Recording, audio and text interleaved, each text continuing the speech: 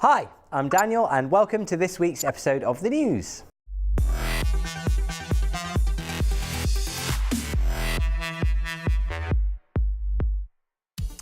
Xbox users seem to be getting the silent treatment. Early on Thursday morning, the Xbox Live service went down, displaying the usual problem screen and an error code when users attempted to log in. Though some services were unaffected, the Xbox Live status page showed core services as being limited. This follows a string of outages in the last few months affecting both Sony and Microsoft, though this most recent downtime doesn't appear to be caused by hackers. Sony's PSN was hacked in protest of the film The Interview, and both PSN and Xbox Live were hacked by the Lizard Squad late last year. The services were only returned when the hacking group was offered vouchers for Kim.com's mega service, the group tweeting, "Thanks at Kim.com for the vouchers, you're the reason we stopped the attacks. At Mega Privacy is an awesome service."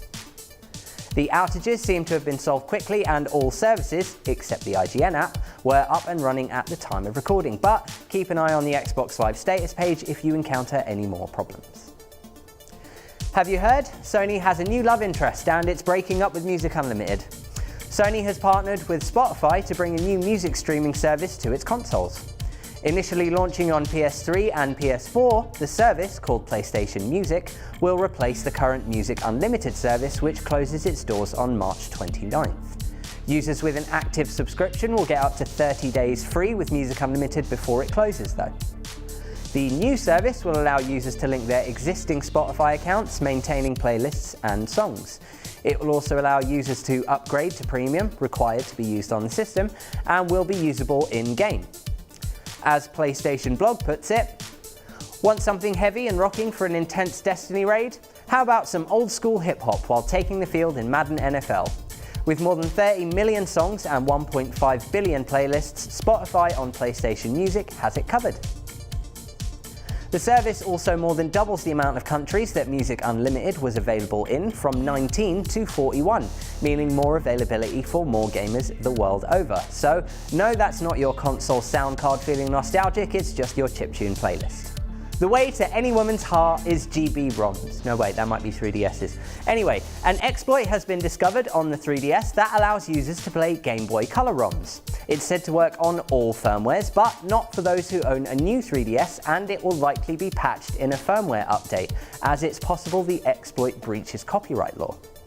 It involves purchasing a genuine copy of a Game Boy Color game from the store, then playing and suspending it by accessing the web browser.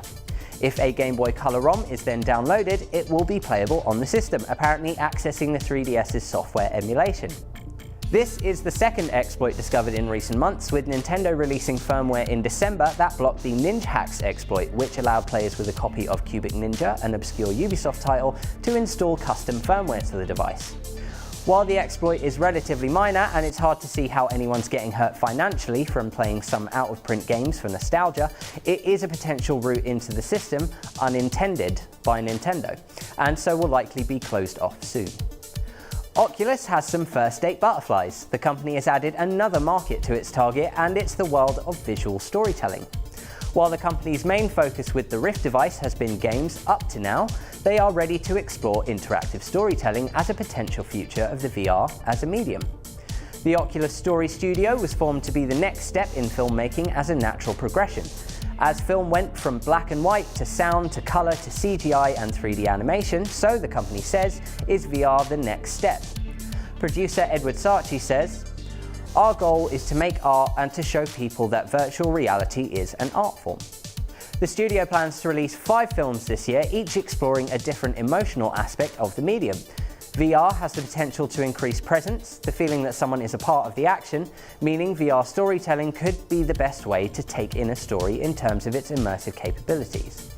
The form is very new, and OSS is aware that it will be a challenge to learn what they need to in order to create effective storytelling, but I personally can't wait to see how the form develops and what kind of things can be produced. Seems the PS4 Slim is just as phony as the Valentine's cards you used to get from your mother. The internet was ablaze with rumours as some pictures of the PS4 Slim in design were apparently leaked recently. Turns out it was all a ploy by Ricardo Cambo, a designer who wished to advertise his portfolio in hopes that Sony might notice. Some eagle-eyed fans noticed a few things about the images that tipped them off, like a lack of USB ports and the Blu-ray player being too small. Letters of the phrase "Hire me" were also hidden in the images. Speaking on the lack of USB ports in his design, Cambo said, "The USB are not present because I thought that the console could include a device for wireless charging. For this, the USB is not needed."